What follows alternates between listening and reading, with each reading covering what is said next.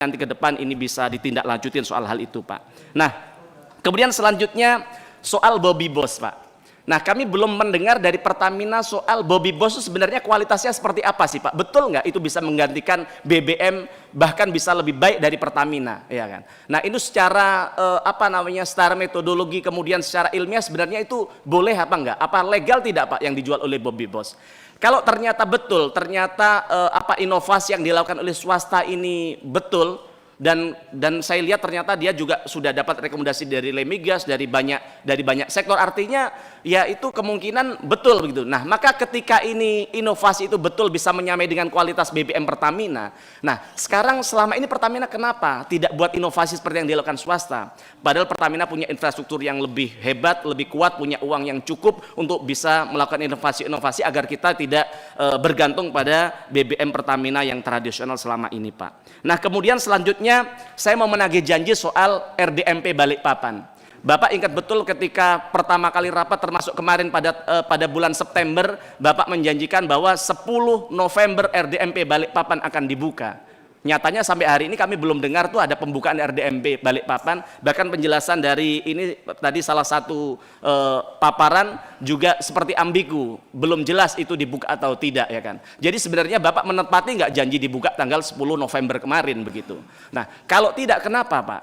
Ini sudah 10 tahun loh, Pak, kita. Ini bukan bangun baru, ini hanya perluasan, hanya butuh untuk bagaimana mengembangkan 100.000 barel. Kenapa sih begitu susahnya, Pak?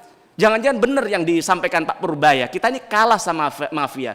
Pertamina sengaja malas-malasan agar kita bisa impor terus-terusan begitu, Pak. Dengan atas nama harga BBM yang yang terus naik, kemudian kita bisa minta kepada negara untuk memberikan subsidi yang lebih besar begitu. Nah, maka harapan kami minta diperjelas kapan RDMP Balikpapan ini selesai. Termasuk dari paparan tadi, salah satu paparan soal roadmap ketahanan energi. Tadi juga di sini masih ambigu, belum jelas. Target kita untuk bisa mencapai swasembada energi yang diastacitkan Pak Prabowo itu seperti apa?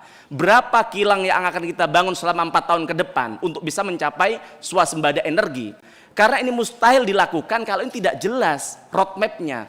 Termasuk yang katanya saat itu akan ada peningkatan dalam 4 tahun dari 504 juta barel, 560.000 barel, kemudian akan naik 914.000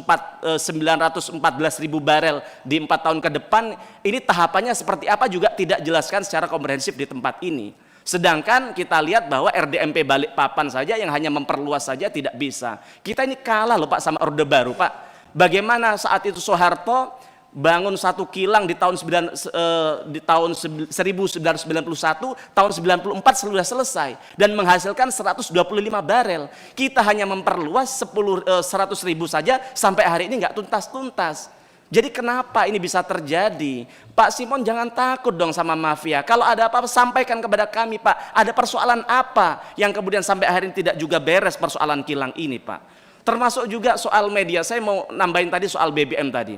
Rakyat kami ini seperti dibungkam ketika mereka nyampaikan di media sosial soal keluhan kualitas BBM, Pak. Tiba-tiba di take down, Pak, itu, Pak. Tiba-tiba viewernya tidak ada. Tapi kan rakyat kami ini lebih besar dari sekedar uangnya Pertamina, sehingga saya melihat sebegitu masifnya rakyat kami nyampaikan di sana ditanggapin, Pak, bukan dipadamkan. Termasuk media-media mainstream ketika ada rakyat mengkritik, DPR mengkritik soal kualitas Pertamina BBM, dipadamkan mereka, Pak. Bahkan ada salah satu media mainstream kontak kepada kami, wah Pak Mufti, jangan keras-keras soal kualitas BBM Pertamina, Pak. Nanti kami tidak dapat lagi iklan dari Pertamina. Nggak boleh, Pak. Jangan uangnya digunakan untuk bagaimana memadamkan media, Pak. Gunakan untuk memperbaiki kualitas BBM Pertamina. Jadi kemudian selanjutnya adalah soal RDMP Balikpapan, kami minta jawabannya soal itu, Pak. Termasuk soal skandal PIS. Korupsi di PIS senilai 285 triliun yang kemarin sedang dibuka oleh salah satu aktivis dari Cherry itu, Pak. Itu bagaimana tanggapannya? Kemana 3 kapal kita yang pesan yang kemudian menghilang, ya? Bahkan pabriknya saja di Cina sudah tutup tapi barangnya nggak ada, Pak. Termasuk juga soal markup Olimpik Luna. Nah, kami minta penjelasan seperti ini, kemudian penanganan dari Bapak seperti apa? Jangan hanya berharap kepada penegak hukum, Pak, karena kalau di dalam Bapak tidak diperbaiki juga, tidak dievaluasi, jangan-jangan si orung, si oknum yang menikmati hasil bancakannya ada di dalam Pertamina yang hari ini ada, Pak, begitu. Nah, kemudian soal keterbukaan komposisi etanol yang disampaikan oleh Pak Menteri Bahlil. Sebenarnya berapa sih, Pak, tahap kadar yang dikompensasi termasuk oleh nasional maupun oleh internasional soal persentase etanol di dalam BBM ini, Pak? Dan sekarang di BBM Pertamina jujur saja, Pak, sebenarnya kandungan etanolnya berapa persen? Kok mobilnya rakyat kami ini kok sering rusak-rusakan? Termasuk PPM Pertamina yang masih 500 ppm itu seperti apa, Pak? Kenapa bisa begitu? Sedangkan standar yang dilakukan, yang diminta oleh SDM hanya 50 ppm, ya kan? Bahkan punya swasta, punya sel, V-Power aja hanya 10 ppm. Kenapa kita 500 ppm begitu? Nah, kenapa sampai hari ini masih bisa terjadi? Termasuk kemudian yang terakhir, Pak, ini aspirasi dari tadi pagi rakyat kami mendengar kami mau ada rapat dengan Pertamina. Ada aspirasi dari DPRD Surabaya, namanya Eri Irawan. Dia sedang mengadvokasi persoalan lahan yang ada di Surabaya, yang bagaimana rakyat kami bukan hanya 1-2 orang, tapi ribuan masyarakat Surabaya hari ini tidak bisa tidur karena tiba-tiba Pertamina mengajukan satu administrasi, yaitu soal tindakan administrasi, yaitu soal memblokir tanah mereka, Pak. Nah, saya ingin bacakan secara detail ini agar bisa menjadi perhatian kita semua, karena jangan sampai ini kemudian terjadi di tempat lain. Yang pertama, Pak, Pertamina mengklaim tanah seluas lebih dari 200 hektar dengan bukti agendum nomor 1278. Ini bukti zaman penjajahan Belanda, Pak Simon.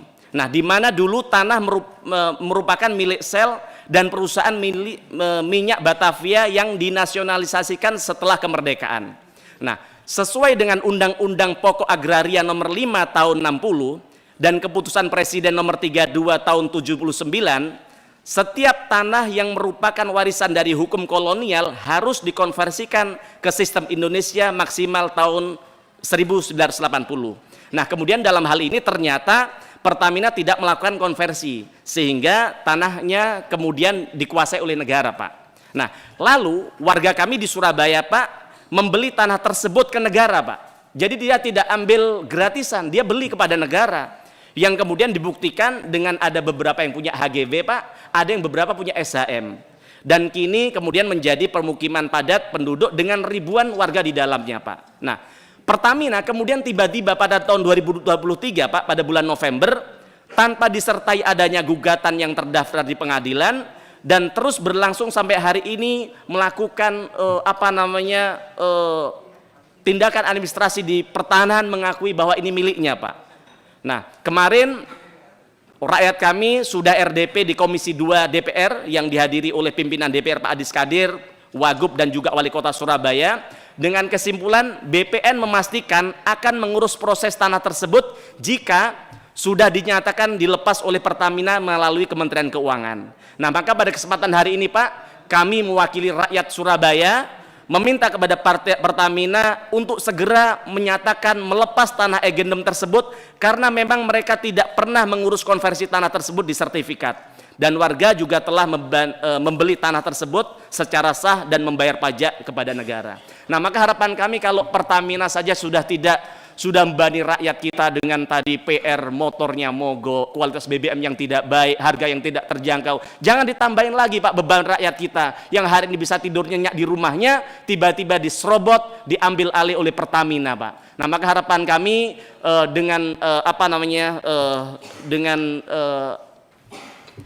kebijaksanaan yang dimiliki oleh Pak Dirut Pertamina, kami harap untuk segera dicabut persoalan tanah di Surabaya tadi, Pak. Itu aja dari kami. Matur nuwun. Assalamualaikum warahmatullahi wabarakatuh.